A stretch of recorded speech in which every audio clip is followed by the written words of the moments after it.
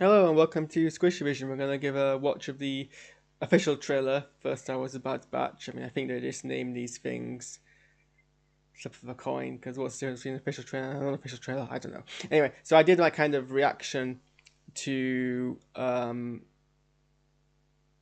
they released the trailer, I think during the Disney Investment Day, so I've already done that, so you can go back and watch that. But here is the official trailer, so it's a 2 minute long trailer. So I have not seen it before, this is my live reaction to it, so we'll just go ahead and watch it and then scrub through and see what thoughts I have. A test is in order. 5 enhanced clones? More capable than an army. Yet they exhibit a concerning level of disobedience and disregard for orders. What else you got? Give me more! Our squad's nothing but trouble.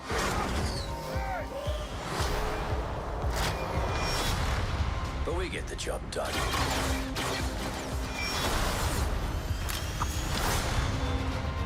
You're Clone Force 99.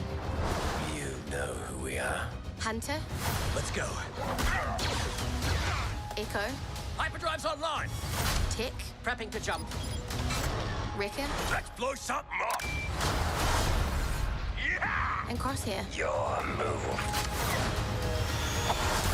Ha! We're all you need. I want Clone Force 99 found and wiped out. The galaxy's a dangerous place to be.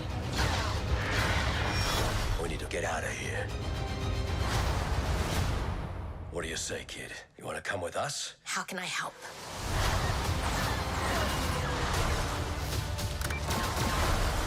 The Clone Wars have ended. You can either adapt and survive, or die with the past.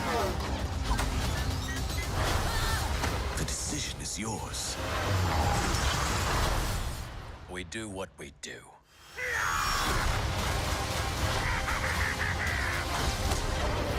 Strap in, kid.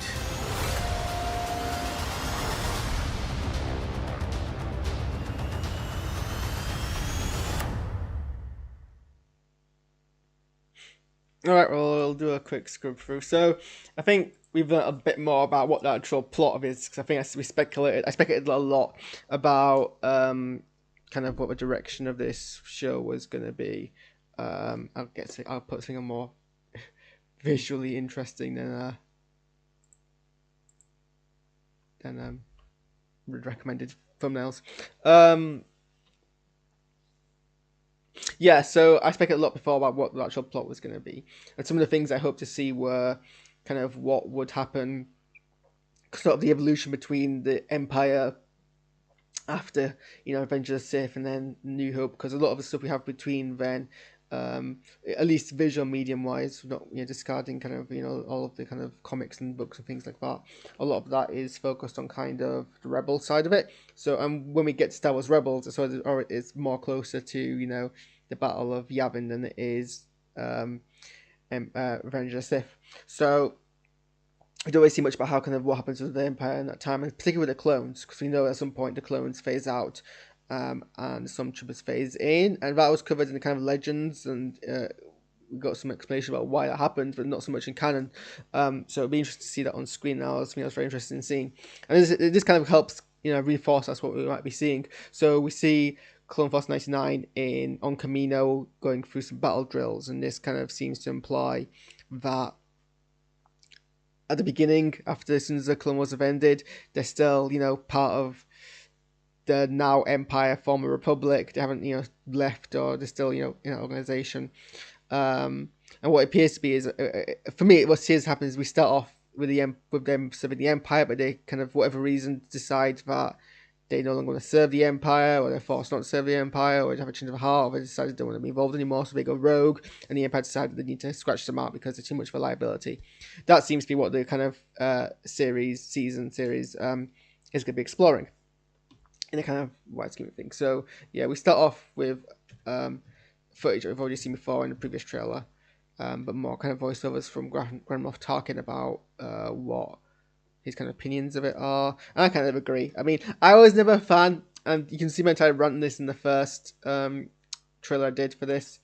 I was never a fan of the Bad Batch. They appeared briefly in one arc of the final season / the lost episodes, if you watched them when they came out. And I don't know, a lot of them were kind of annoying. Like, there was nothing but their flaws weren't endearing. Like, they're obviously flawed characters, obviously arrogant and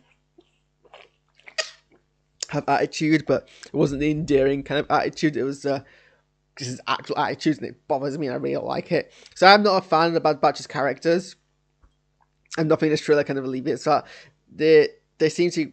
I mean, I know it's a children's show, but because things aimed at children, because it's a family show, doesn't mean you've got to dumb it down, or be condescending. And I feel characters like this are very condescending, very kind of, one-tone characters, and especially and the thing I hate the most is the trope that the brute has to be, someone of low intelligence or someone who's childish, because it's very strongly coded against disabled people.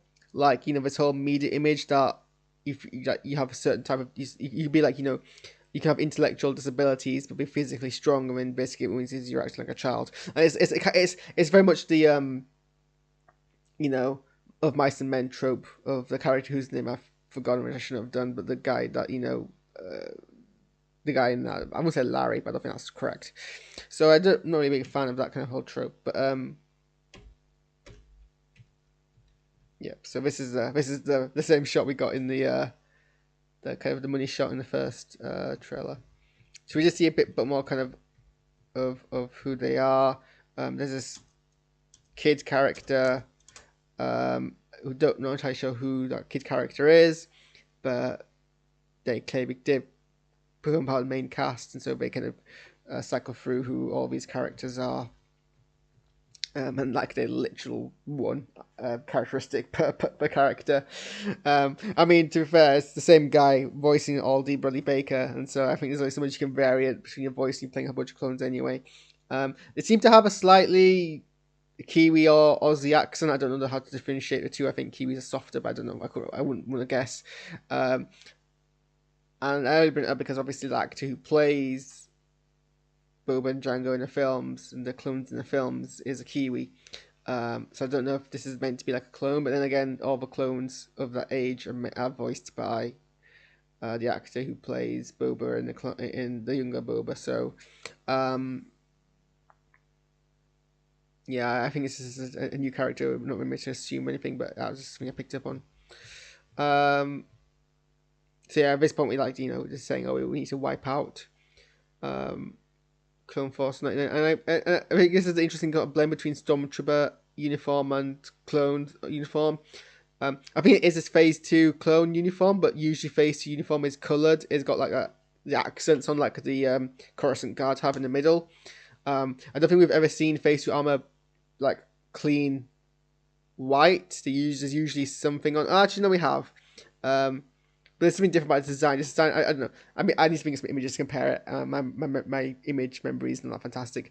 But I think it seems like an evolution between the two. But it's not completely Stormtrooper uniform, especially because we see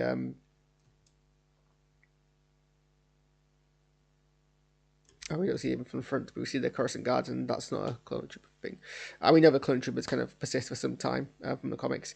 Here we have Fendel. Oh, I'm forgetting her name, but it's the character that Ming-Hua Wen plays in The Mandalorian, and I absolutely love the character, even though I clearly forgot how to pronounce the name. And I love the actress as well. I loved her in Agents of S.H.I.E.L.D., and I instantly recognised the voice. It brought a smile to my face hearing her voice in animation. Obviously, she's done animation work before because she was Mulan, so hearing her is great.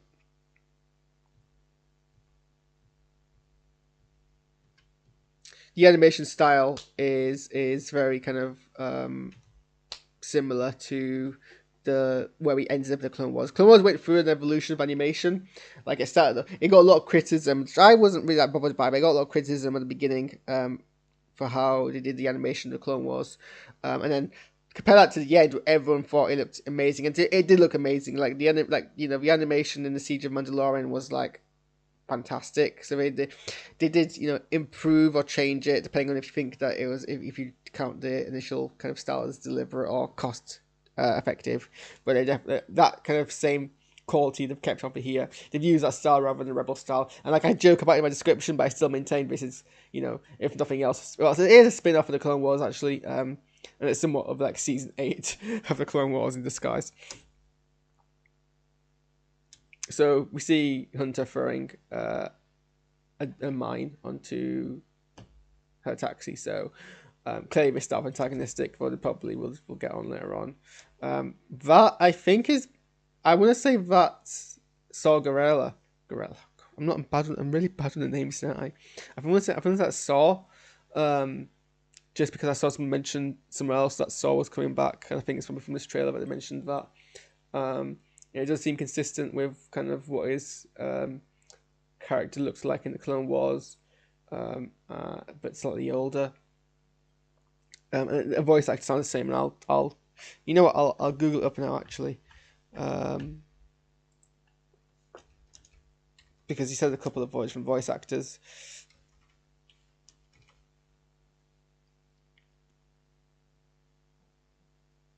Yep, it's definitely Saw Gerrera.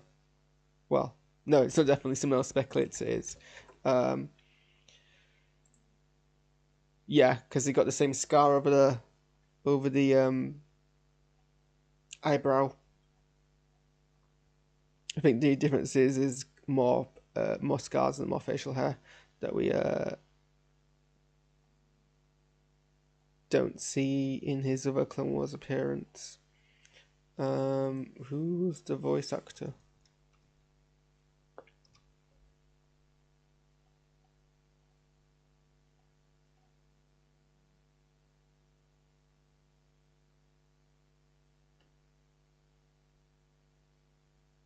Yeah, so it was Andrew Kashina who voiced him in the Clone Wars.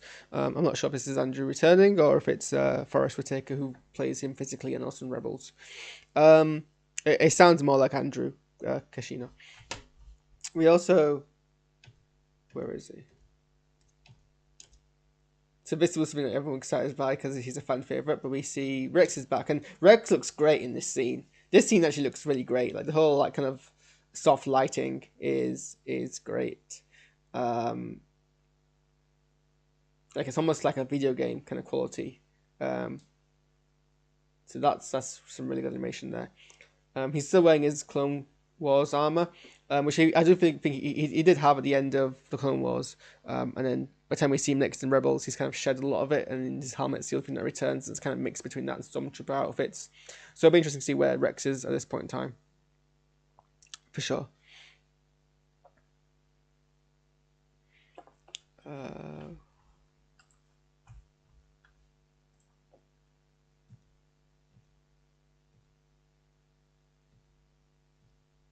And the rest of it is just kind of, and that sounds a nice shot actually. I don't think we talk about how actually spectacular the whole going to not warp, that's Star Trek, hyperspace. That's the one. I always love the hyperspace effect. I think it's always a beautiful and very kind of impressive sight. So it's nice to get that kind of in character appearance. So presumably this person's never actually been to hyperspace or been to space before, so it's their first time in space. So that's what I picked up from this. Not much of it is new. It's a lot of action pieces, and I'm not going to go into much detail because I want to play Red Dead Redemption shortly, so I'm going to go do that. But there's some interesting tidbits in here, so let me know what you think. Keep it that short because I've not had a brilliant day of speaking today. And yeah, I'll see you guys for whatever I do next. So, thank you and goodbye.